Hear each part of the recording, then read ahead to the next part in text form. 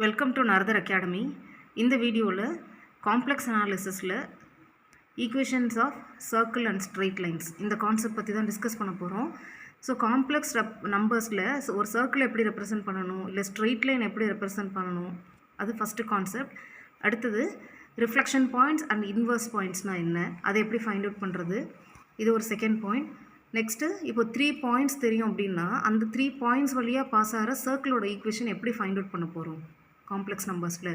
So இதுதான் இன்றைக்கி வீடியோவில் கவர் பண்ண போகிற topics. So first equation of a circle. Complex நம்பர்ஸில் general equation of a circle எப்படி ரெப்ரசென்ட் பண்ணுறோன்னா Z bar plus alpha bar Z plus alpha Z bar plus beta equal to 0. இதில் என்ன கண்டிஷன்னா பீட்டா வந்து கண்டிப்பாக ரியல் நம்பராக இருக்கணும், ஓகேவா. And alpha bar minus beta அது பாசிட்டிவாக இருக்கணும், ஓகேவா. ஸோ ரிமைனிங் ஆல்ஃபா இசட் எல்லாம் காம்ப்ளெக்ஸ் நம்பர்ஸாக இருக்கலாம், பட் பீட்டா மட்டும் என்னவாக இருக்கணும், ரியல் நம்பராக இருக்கணும். And alpha bar minus beta பாசிட்டிவாக இருக்கணும். இருந்ததுன்னா திஸ் ஈக்குவேஷன் ரெப்ரசன்ட்ஸ் சர்க்கிள், ஓகேவா. இந்த சர்க்கிளோட சென்டர் என்னென்னா மைனஸ் ஆல்ஃபா, ரேடியஸ் வந்து alpha bar minus beta, radius R ஸ்கொயரோட வேல்யூ வந்து ஆல்ஃபா பார் மைனஸ் பீட்டா. அடுத்து general equation of a straight line. இப்போ ஸ்ட்ரெயிட் லைனோட ஈக்குவேஷன் என்னென்னா இங்கே இந்த இசட் பார் இருக்கு இல்லையா, இந்த ஃபேக்டரை ரிமூவ் பண்ணிட்டீங்கன்னா கிடைக்கும் இல்லையா, அந்த ஈக்குவேஷன் தான் equation of a straight line. Alpha bar Z plus alpha Z bar plus beta equal to 0, ஓகேவா. இங்கே இந்த ஆல்ஃபாவோட வேல்யூ நான் ஜீரோவாக இருக்கணும். சப்போஸ் ஜீரோவாக இருந்ததுன்னா இந்த ரெண்டு டேர்மே ஜீரோவாகிடும், ஃபைனலாக நமக்கு பீட்டா மட்டும்தான் கிடைக்கும். ஸோ அது வந்து கான்ஸ்டண்ட்டாக இருக்க போகுது. ஸோ இது வந்து ஸ்ட்ரெயிட் லைன் ரெப்ரசென்ட் பண்ணாது. ஸோ டெஃபினட்டாக இந்த ஆல்ஃபாவோட வேல்யூ நான் ஜீரோவாக இருக்கணும், பீட்டாவோட வேல்யூ என்னவாக இருக்கணும், ரியலாக இருக்கணும். ஸோ இதுதான் equation of straight line and circle in complex form. Okay, இதை நம்ம கோஆர்டினேட் ஜாமெட்ரியில், நம்ம அனாலிட்டிக்கல் ஜாமெட்ரியில் கார்ட்டீசியன் கோஆர்டினேட்ஸில் படிச்சிருக்கோம் இல்லையா, அதோடு எப்படி கம்பேர் பண்ணுறோன்னா பாருங்களேன், சர்க்கிள் ஈக்குவேஷன் எப்படி சொல்லுவோம், x² + y² + 2ux + 2vy + d = 0. இதுதான் சர்க்கிள் ஈக்குவேஷன் நம்ம கார்ட்டீசியன் கோஆர்டினேட்ஸில் படிச்சிருப்போம். இங்கே வந்து என்னென்ன கண்டிஷன்ஸ் நம்ம இம்போஸ் பண்ணியிருக்கோம்னா இந்த x² y² ரெண்டோட கோஎஃபிஷியன்ட்டும் 1ஆக இருக்கணும், நம்பர் 1ஆக இருக்கணும் இல்லையா.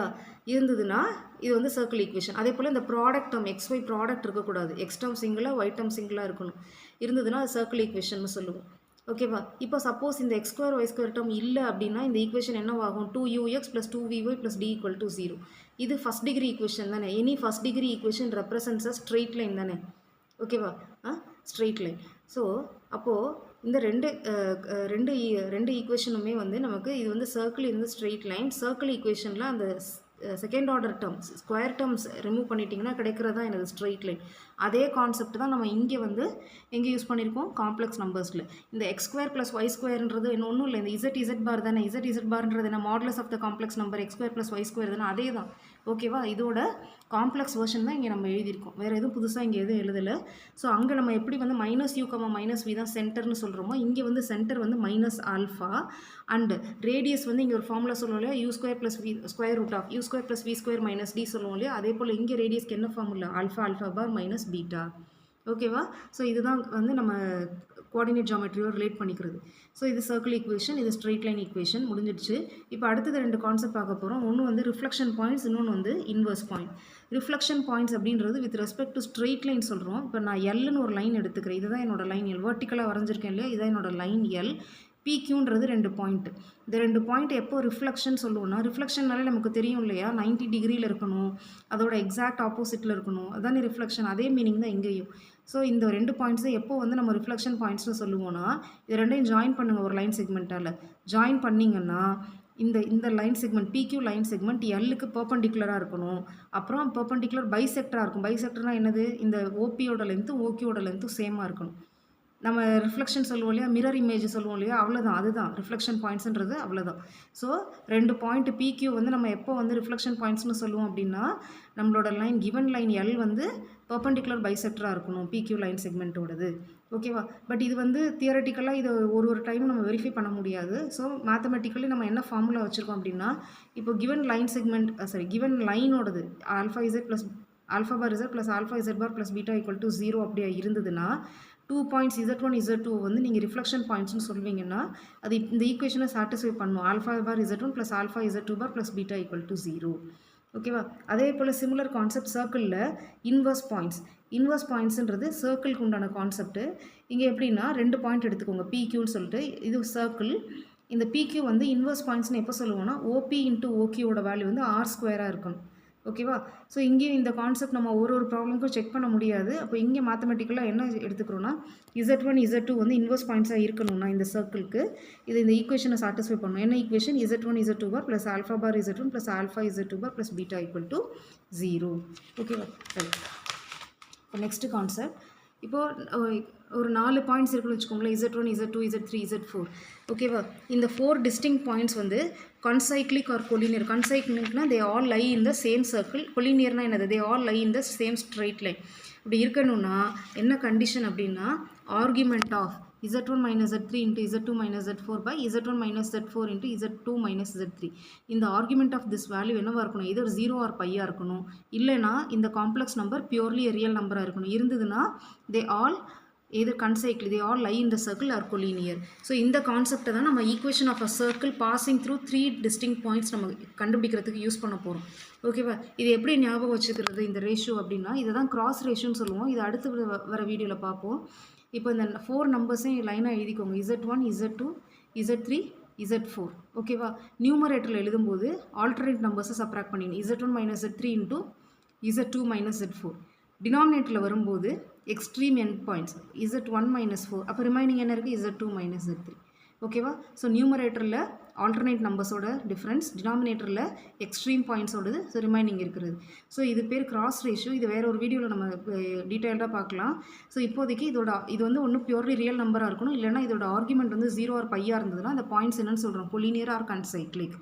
ஓகே, இப்போ கொஞ்சம் ப்ராப்ளம்ஸ் பார்க்கலாம். Find the inverse point of alpha with respect to this circle mod z equal to 1. So இது ஒரு சர்க்கிள் தானே. இதோட இந்த சர்க்கிளோட சென்டர் என்ன? 0. சர்க்கிளோட ஜென்ரல் ஈக்குவேஷன் எப்படி எழுதுவோம்னா modulus of z minus a equal to r. இதான் general equation of a circle. இந்த ஏன்றதான் சென்டர், ஆர்ன்றதான் ரேடியஸ். இங்கே ஏவோட வேல்யூ 0. ஸோ இது centre with 0 and radius r. Okay, அதெல்லாம் இருக்கட்டும். ஸோ இப்போ இன்வர்ஸ் பாயிண்ட்டாக இருக்கணும்னா என்ன கண்டிஷன் யூஸ் பண்ணணும் நம்ம அங்கே? இதுதான் சர்க்கிள் ஈக்குவேஷன். இன்வர்ஸ் பாயிண்ட்டாக இருக்கணும்னா Z1 Z2 bar plus alpha bar Z1 plus alpha Z2 bar plus beta equal to 0வாக இருக்கணும். ஸோ முதல்ல சர்க்கிள் ஈக்குவேஷனை நம்ம இந்த ஃபார்மேட்டில் எழுதுவோம். Z equal to mod Z equal to 1 square பண்ணிக்கோங்க. mod Z square equal to 1. So mod Z ஸ்கொயரோட வேல்யூ என்ன? Z bar equal to 1. So இதுதான் சர்க்கிள் ஈக்குவேஷன். ரொம்ப சிம்பிளாக இருக்கு இல்லையா?